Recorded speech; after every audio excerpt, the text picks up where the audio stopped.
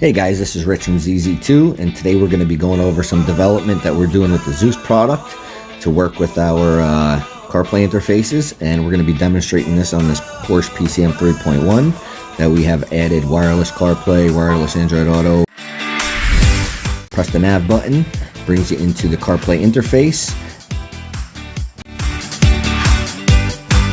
So press CarPlay, that's how you access the Zeus, and now you have full display and control of all kinds of video streaming apps.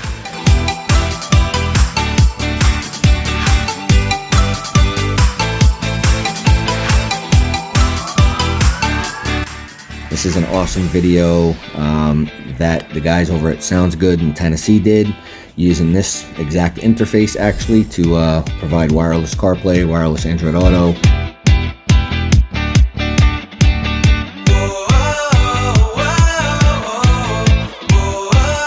If you want to go back to your CarPlay, all you do is just unplug the Zeus, go back to your phone, turn on the Bluetooth and the Wi-Fi in settings.